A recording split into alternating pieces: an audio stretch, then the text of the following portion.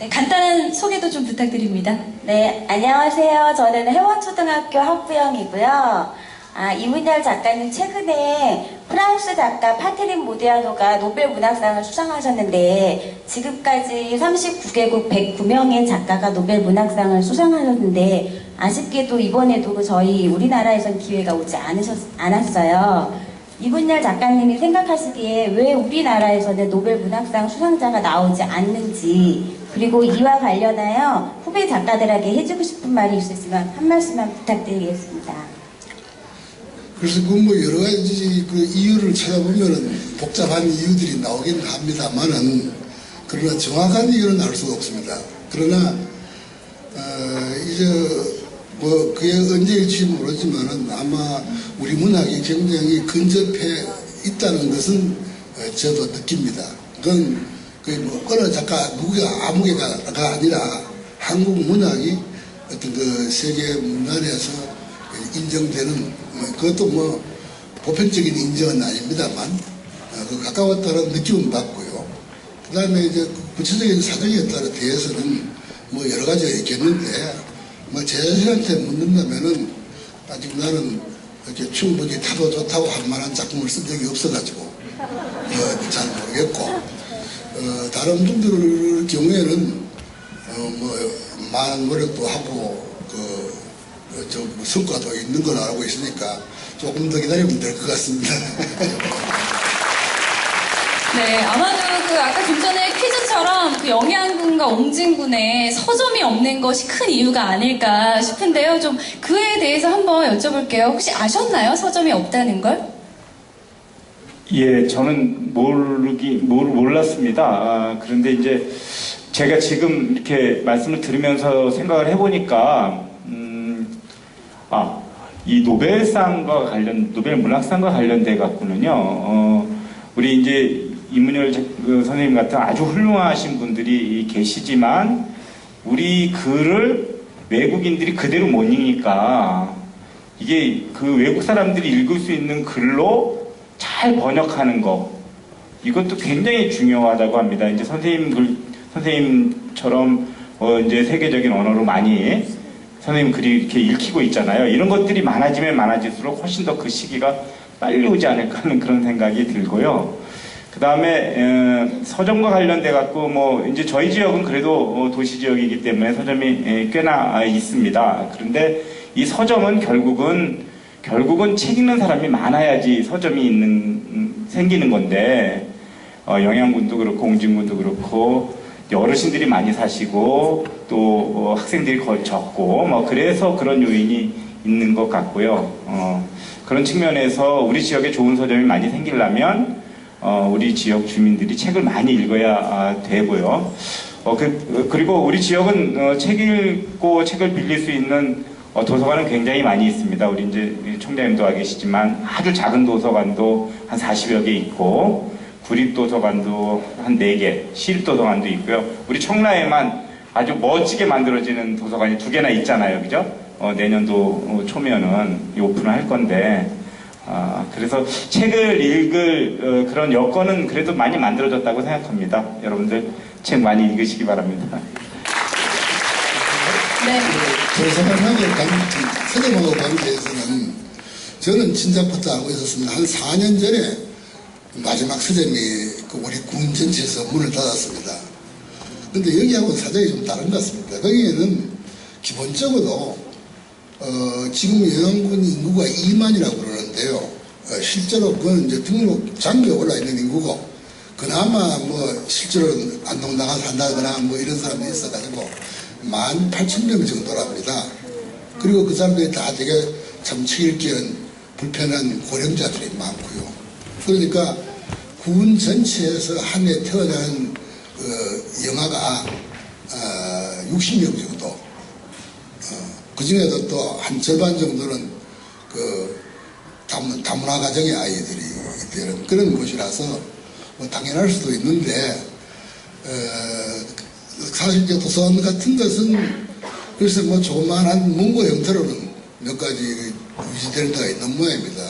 그리고 최근에 제가 이제 옛날 한 400년 산 고향집이 있는데, 거기에 가서 넣을까 싶어서 제가 가지고 있던 책을 좀 옮겼습니다. 그게 이제 한 25,000권 되는데 그거 하고 경우에 따라서 뭐 조금 더 보태가지고 작은 도서관 같은 거는 하나 만들어서 제 집 부근에 있는 사람들이라도 볼 수 있도록 할까 생각 중입니다. 직접 그 25,000권의 책을 보내신 거예요? 얘가 가지고 있던 서재를 글로 옮겼습니다. 옮겼는데 그 중에 이제 일부는 한 40,000권 정도로 우리 서재에 있던 것이고 다른 것들은 또 요즘 이제 우리 또래들이 전부 다 이렇게 대학도 정년을 하고 뭐 이렇게 일선에서 물러난 친구들이 많은데 그 중에 이제 작은 집으로 옮기면서 책을 주체를 못한 친구들 뭐 그렇다고 해서 한 5,000권, 10,000권 가지고 어디 기증할 수도 없고 그런 친구들이 준 것도 있고 뭐 내가 또 달리 모은 것도 있고 해서 25,000권을 모았습니다. 네, 정말 아마도 오늘 행사의 주제처럼 이렇게 책을 향한 열정이 계속된다면 이제 우리나라 곳곳에 서점이 없는 곳은 단 한 곳도 없게 되지 않을까 그런 생각이 듭니다. 그렇게 되겠죠, 선생님? 세상의 어떤 구매 시스템하고 저거 아까 말한 대로 독서 인구의 증가 문제하고 연관이 있겠지요. 네, 여기 오신 여러분들부터 집에 가서 열심히 책을 많이 읽으시면 아마도 서점이 많이 늘어나지 않을까 생각이 듭니다. 그럼 계속해서 질문을 받아보겠습니다. 질문 있으신 분 손 들어주세요. 네, 여기 앞쪽에 스카프 두르신 분부터 먼저 들어볼까요? 안녕하십니까. 저는 해원초 6학년 부모인데요. 좀 전에 뭐 노벨 문학상 같은 경우는 국가의 기쁨이겠지만 저하고는 그렇게 별 와닿지 않아요. 제가 이제 6학년 학부모다 보니까 이제 곧 입시가 다가오잖아요. 근데 요즘 이제 패턴이 스토리텔링이라든지 에세이라든지 이런 게 굉장히 중요시되고 논술 같은 게 중요시되는데 애들이 글 쓰라 그러면 지금도 이제 일기를 제가 한 번씩 보는데 이거 말도 안 되는 그런 걸 이제 적어 놓더라고요. 그래서 제가 이제 뭐 한 번씩 지적하는데 이제 애가 아무리 이렇게 이제 해도 뭐 아까 이제 작가님께서 말씀하셨지만 이제 책을 많이 읽어서 작가님은 이제 글을 잘 쓰게 되셨다고 하셨잖아요. 근데 요즘 애들이 이제 책을 그렇게 많이 읽을 수 있는 것도 아니고 작가님이 지금 현재까지 뭐 240여 편 이상의 이제 방대한 소설을 쓰셨는데 애들이 뭐 작가 수준은 아니지만은 어느 정도 그래 스토리텔링 할 수 있는 그렇게 이야기 실마리를 어떻게 적으면 애들이 잘 적을 수 있을까? 네, 그게 궁금합니다. 글쎄요. 이제 어떤 종합적인 문학 이론 혹은 소설 이론하고 스토리텔링하고는 조금 구별이 됩니다. 스토리텔링은 어떤 소설 이론에서만 소설의 일부로 인정되고 아주 심한 이론은 스토리텔링은 소설이 문학이 아니라고 말하는 데도 있습니다. 왜냐하면 그것은 문학 이외에도 스토리텔링은 모든 곳이 쓰이기 때문에 예를 들면 연극에서도 스토리텔링은 불러 쓰이고 음악에서도 쓰이고 심지어 미술이라든가 이런 데도 다 이야기가 있습니다. 그래서 그건 약간 본질적으로는 다른 게 되겠지만 만약에 스토리라는 것이 이 문학 혹은 글쓰기의 중요한 부분이라고 한다면은 그건 이제 사실 일반적인 글쓰기를 익히는 거하고는 좀 다르게 다른 훈련을 아마 해야 될 겁니다. 말하는 방법인데 이것은 뭐 여러 가지 있겠습니다만은 보통 우리가 글을 쓸 때도 마찬가지로 글쓰기가 어려운 것 중에 하나는 그냥 종이하고 연필 주면서 글 쓰라 그러면 제일 먼저 막막하게 드는 것이 뭘 쓸지 뭘 이야기해야 될지 모르는 경우가 있습니다. 이건 다시 말해서 그러면 종이를 받으면 곧을 쓸 게 그런 훈련이란 다른 게 아니고 많은 이야기를 찾아내는 것인데 사실 이 세상의 사물들은 우리가 아무 말도 안 하고 있지만은 굉장히 많은 이야기를 가지고 있습니다. 예를 들면은 뭐 여기 종이 한 장 이렇게 한다고 하더라도 그냥 이 종이의 용도나 모양만 보고 있으면은 여기 별 이야기가 없습니다. 그러나 조금만 더 저걸 해서 어떤 이 종이의 본질이라든가 용도라든가 이런 거와 연관을 지으면은 이제 종이의 본질에서 뭐 어떤 재질 기술이라든가 종이의 역사라든가 이런 것에 대한 많은 이야기가 나올 수가 있고 또 종이의 또 용도 같은 거 할 때도 마찬가지로 뭐 글을 쓰는 것도 있지만은 뭐 참 선물 상자 곽이 되기도 하고 또 뭐 그 선물 상자 곽이 되더라도 여러 곽 중에서 뭐 참 약혼 반지 곽이 되기도 하고 뭐 이별하는 애인들의 마지막 그 이별 반지의 그 어떤 포장지가 될 수도 있고 그래서 그 용도 하나로 돌려도 저희가 가지고 있는 이야기들이 많이 나오게 됩니다. 그거는 이제 그 훈련은 스토리텔링 훈련은 사물에서 그게 이런 물건뿐 아니라 일에서도 사실은 그냥 보면은 뭐 옆집에 저 아줌마 저 아저씨 이혼했어 하면 한마디로 뿐이지만 사실 그 이면을 보면은 우리가 참 흔히 최악문이라고 될 만한 그 왜 이혼하게 되었는지 아주 그게 많이 나옵니다. 그래서 이 사물 뒤에 있는 그 이야기를 이렇게 찾아보는 버릇 그것을 들으면 아마 조금 늘 이야기할 수 있는 능력을 기를 수 있을지 모르겠습니다. 그건 제 생각입니다. 그런데 아마 맞을 겁니다.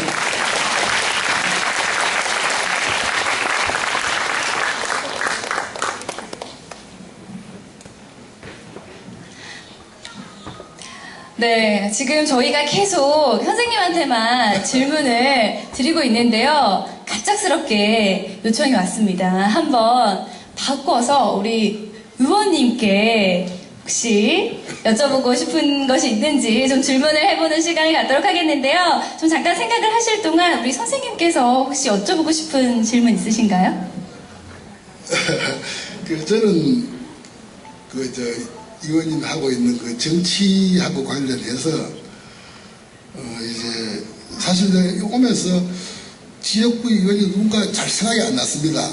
상당히 내 지역구 의원들을 많이 아는 편인데 그러다 이름을 듣고 이제 그렇게 알게 되었는데 조금 전에 여기가 어렸을 적에 자랐던 터전이라고 그러니까 참 특이한 느낌이 있습니다.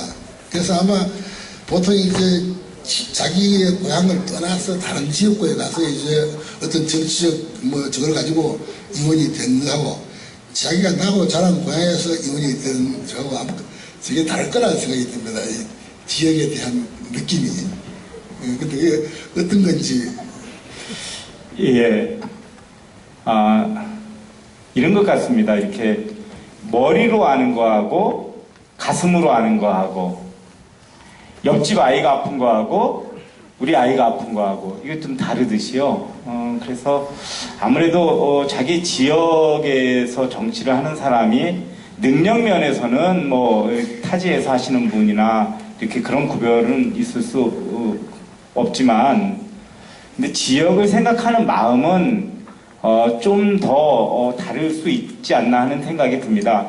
여기 이제 객지에서 이렇게 생활하시는 분들도 굉장히 오래된 전에 이사를 왔음에도 불구하고 고향이 늘 생각나시지 않습니까? 근데 저는 이 지역에서 자라서 학교 다니고 결혼하고 애 키우고 또 뭐 구청장하고 국회의원하고 뭐 계속 이 지역에서 있기 때문에 제가 일은 잘 못하지만 지역을 사랑하는 마음만큼은 이렇게 다른 지역에서 자기가 고향이 아닌 곳에서 하시는 그런 분들보다 조금 다르지 않을까 하는 게 그냥 제 생각입니다.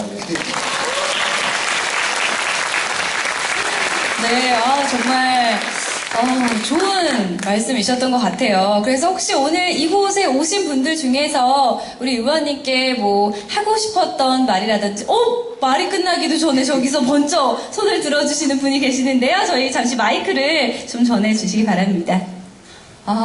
어떤 질문을 해주실지 너무 궁금한데요. 안녕하세요. 영광입니다. 저는 두 분께 다 질문이 있는데요. 의원님께는 저희 딸이 정치인이 꿈이어가지고 그런데 주변에 정치인이 꾸민 아이가 별로 없어요. 그런데 의원님께서 혹시 학창 시절에 혹시 정치인이 꾸미셨다면 어떤 활동들을 하는 게 했었는지, 아니면 지금 아이들이 정치에 꿈이 있는 아이들이 학창 시절에 중고등학교 때나 대학교 때 어떤 단체나 어떤 활동을 하는 게 정치 인생이 좀 도움이 될 건지 그게 궁금하고요. 근데 저희가 정치라고 하면 되게 이렇게 좀 멀어가지고 이렇게 실질적으로 도움을 줄 수 있는 게 정말 없어요. 이렇게 신문 읽어주는 거, 스크랩 해주는 거밖에 없어가지고 다른 걸 모르겠어요. 어떤 활동들이 학창시절에 할 수 있는 건지 그거 궁금하고요. 그리고 우리 작가님 문제도 되게 좋으신데 혹시 작가님이 이렇게 선망하거나 정말 존경하는 작가가 혹시 있으시면 혹시 있으시다면 이유가 무엇인지 좀 알고 싶습니다. 와, 정말 역시나 질문이 굉장히 예리하신데요. 의원님부터 답변 부탁드립니다. 갑자기 재미없는 쪽으로 주제가 넘어가는 거 아닌가 싶습니다. 저는 이제 정치는 여러분들께서 정치인 욕 엄청 많이 하시고 또 정치인들이 불신받기도 하고 하는데 정말 정치는 중요합니다. 정치인들이 만든 세상에서 우리가 살잖아요. 그죠? 정치인들이 만드는 법의 규제를 받고, 정치인들이 만든 무슨 예산이나 또 정치인들이 많은 어떤 감시하는 정부나 뭐 이런 규제를 받으면서 살고 있기 때문에 정치 자체는 굉장히 중요한 것이고, 그래서 좋은 정치인을 뽑아야 되고 정치인 스스로 정치를 잘하려는 노력을 해야 된다고 그렇게 생각하고 있습니다. 저는 어렸을 때 저희 아버지가 동네 이장을 하셨는데 저희 아버님은 여름에 비가 많이 오면 시골에서 자라신 분들 아시겠지만 아궁이에 물이 끼잖아요. 예? 그러면 그거 다 물 퍼내야 되고 뒷마당 이렇게 다 잘 치고 막 해야 되는데 저희 아버지는 저희 집 아궁이에 물 끼고 뭐 이런 것보다는 동네 뚝 터지고 막 이런 데 나가셔서 이장님이니까 그냥 그거 다 이렇게 건사를 하시는 거예요. 그리고 동네 초상만 나면 2박 3일 동안은 무조건 집에 안 들어오시는 거고, 저는 저희 아버님이 정말 대단하신 분이라고 생각을 했습니다. 그래서 제가 초등학교 다닐 때는요, 중학교 때까지도 제가 꿈이 정말로 이장이었습니다. 우리 아버지처럼 훌륭한 사람이 돼야 되겠다고 생각을 했는데, 이제 나중에 뭐 제가 이제 뭐 공부도 도시 정책, 도시계획 뭐 이쪽 공부를 하고 그러면서 조금 이렇게 꿈이 좀 바뀌고 하면서 뭐 구청장하고 국회의원 하게 됐는데 제가 생각할 때 이 정치인이 되기 위한 어떤 왕도는 저는 없다고 생각합니다. 어느 길에서든지 우리 지금 현재 정치를 하는 국회의원들도 직업이나 이런 거 보면 뭐 정치학과를 나온 그런 사람들, 또 정치평론가 이런 사람들이 하는 게 아니고, 그런 사람들도 물론 있지만 아주 다양한 직업에서 국민의 의사를 대변하잖아요. 또 그렇게 해야지 맞죠. 이 국민들이 다양한 삶을 갖고 살고 계시기 때문에 다양한 사람들이 정치인이 되는 게 맞는데, 정치인이 가져야 될 태도는 저는 관심이라고 생각합니다. 주변에 있는 분들에 대한 관심, 이 사회에 대한 관심, 이렇게 관심을 많이 갖고 그것을 또 애정을 가지고 관심을 가질 때 함께 아파하고 함께 기뻐하고 또 그런 관심 속에서 더 좋은, 더 새로운 것을 모색하고 찾고 이런 노력들을 계속 하는 것이 정말 좋은 정치인이 되는 이렇게 이 수업 방법이 아닌가 하는 생각이 들고요. 자녀분한테도 친구들에 대한 관심, 이웃에 대한 관심, 사회에 대한 관심 이런 것들을 지속적으로 갖게 하시면 정치인이 되는데, 또 특히나 좋은 정치인이 되는데 좋은 방법이 아닐까 싶습니다. 네, 감사합니다. 정말 너무나도 좋은 대답이었던 것 같습니다. 관심을 가지려는 말 저도 깊이 새겨두겠고요. 우리 이제 선생님 대답 준비되셨나요? 문체라는 게 제 경우에는 약간 특별하게 한 사람이나 그런 경우가 그런 게 아니고 아마 제가 내 문체를 형성할 때 참고로 한 그 소스들이 한 중요한 소스가 한 3가지 정도가 있습니다. 하나는 이제 뭐 두말할 것도 없이 우리 그 한글의 문체, 그리고 한글의 경우에 따라서는 자수율, 글자 수 가지고 이렇게 리듬감을 내는 거, 이런 것들이 이제 기본적으로 그 내 문체, 보통 이제 유려하다고 하는 그 문체하고 관계가 있는데요. 그러나 거기에는 그것 이외에 우리한테 거의 한글만큼이나 익숙한 한문의 영역이 있습니다. 이 한문 중에서 특히 문체하고 관계된 논리는 요즘의 그 문장이 아니고 예전 육조시대나 그 이전에 소위 그 병리어문이라는 것이 있는데 이 문체는 그걸 우리가 한국말로 바꿔서 써봐도 그걸 써놓으면 저절로 리듬이나 혹은 그 저걸 가집니다. 어떤 그 유려함을 느끼게 만드는 그런 게 있습니다. 그러니까 가장 흔한 것 같으면 우리가 왜 보통 이 사자성어로 해서 뭐가 오면 따라서 뭐가 오고 뭐 화조, 월석,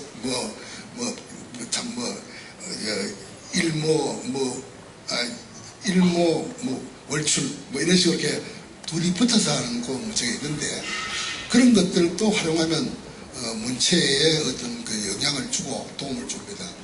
그 다음에 또 이제 어떤 그 음성학적인 구조는 뭐 이렇게 깊이 하지를 못했으니까 서양 그 문체를 배우는데 별로 도움이 안 되지만 서양 문체도 그런 그 리듬감이 중요한데 이제 임의적인 거, 특히 어휘로 하는 그런 문체로는 또 그 서양 문장도 굉장히 도움이 됩니다.